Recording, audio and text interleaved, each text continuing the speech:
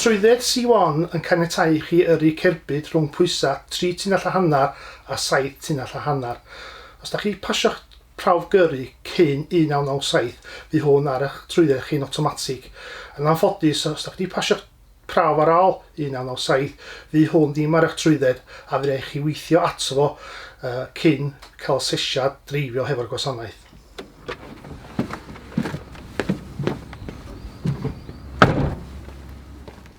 Y gyntaf fydd eich chi cael prawf meddygol efo'ch doctor, prawf White Goods Vehicle. Unwaith da chi wedi cael eich prawf wedi basio fo, fydd eich chi cael eich Provisional C1 Licence oddi wrth y DVLA, a mae hynna wedyn yn cynnwys prawf theori a hazard perception test a actual prawf terfynol C1.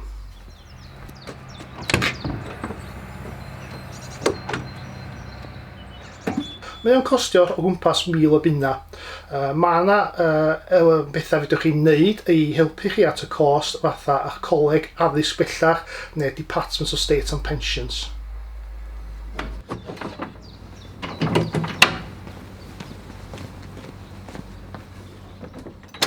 Mae prawf yn cynnwys elfen theori sy'n cynnwys 16 cwestiwn o'r Highway Code a 16 road sign recognition assessments a prawf ymaferol sydd yn cynnwys refersio'r ambulance yn ôl i parking space a mae'n para o gwmpas 20 i 30 munud.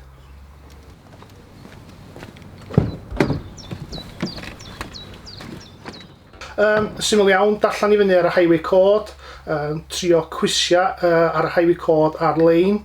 Os na gyda chi brofiad o ddreifio cerbyd C1, os yn ei awgrymu bod chi yn menthyg neu yn heirio un mwyn cael profiad dros ben wythnos cyn trio'r asesiad ymaferol.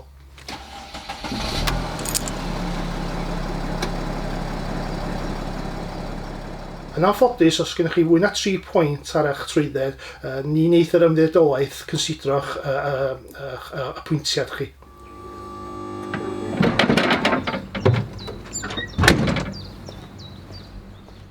Syml iawn eto, eich cerdyn dreifio mewn dyddiad neu'r hen steil trwydded dreifio eto mewn dyddiad a copi o'r trwydded sydd wedi cael ei gymeryd oddi wrth yr internet o'r DVLA website.